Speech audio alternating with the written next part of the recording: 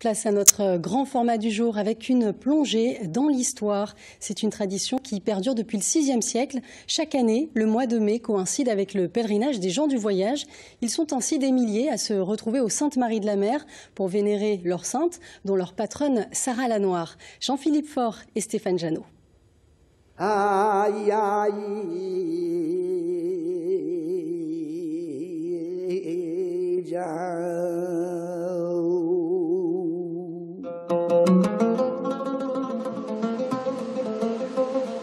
La patronne des Gitans, Sarah la Noire, reste une énigme.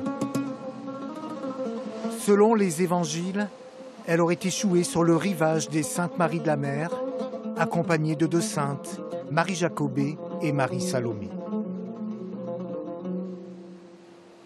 Elle a navigué sur une barque latine. C'était les barques de l'époque, c'est-à-dire une barcasse genre marseillaise qu'on appelle maintenant, avec une petite voile, un seul mât et une petite voile. Elles étaient complètement abandonnées. La pluie s'est levée pour qu'elles aient de l'eau douce pour les faire permettre. Et parfois là, c'est peut-être un peu exagéré, mais certainement, il y a eu une manne céleste qui leur a permis de voyager pendant au moins 30 jours pour débarquer ici. Mais les Gitans, eux, y voit une des leurs, une gitane installée sur les rives provençales et qui la première aurait accueilli les exilés de la Terre Sainte. Une chose est sûre, elle est devenue leur patronne, leur mère protectrice. Elle est Sarah la Kali, un mot tzigane qui signifie à la fois gitane et noire.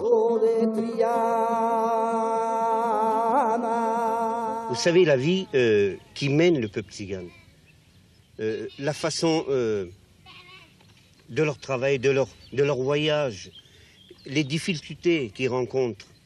S'ils ne croyaient pas en quelque chose, ce ne serait pas possible, ils seraient démoralisés au départ. Donc il faut qu'ils croient à quelque chose. Enfin, il est croyant, il est 100% croyant. Là, il n'y a pas de discuter, mais je crois que c'est très important pour lui-même. Et depuis chaque année, à l'arrivée du mois de mai, c'est la ruée vers les Saintes-Marie de la Mer, le signal. Roms, Manouches, Tziganes et Gitans arrivent des quatre coins de l'Europe et même de plus loin pour retrouver leur sainte patronne. Ah, on ne peut pas le rater. Ici, Sarah, c'est notre mère, notre reine. Quand on arrive ici, comme on arrive à 10 km là-bas, vous avez vu, on voit l'église. C'est comme un aimant qui nous pousse, là. On est obligé de venir. Et puis on dit, tiens, Sarah, on arrive, on veut te voir. J'appartiens à cette culture. Vous voyez, tous les gitans sont pendjabis, et moi je viens du Pendjab. La cité provençale est envahie de 8 à 10 000 gens du voyage, parfois plus. Des pèlerins qui forment avec leur caravane un campement éphémère, avec ses avenues, ses quartiers, ses placettes. Durant une dizaine de jours, la fête bat son plein au rythme des guitares et du flamenco.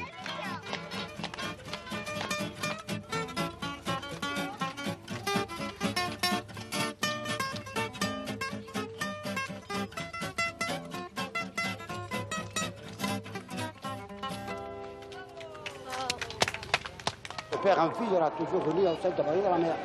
Même il y en a qui font des promesses et qui viennent à pied nus. Ils se tondent, hein. Ils marchent à pied nus. Des promesses qu'ils font. S'il n'y avait pas les gitans, S'il n'y avait pas les gitans, il n'y aurait personne. Sainte-Marie, ils n'auraient pas autant de pompiers avec eux.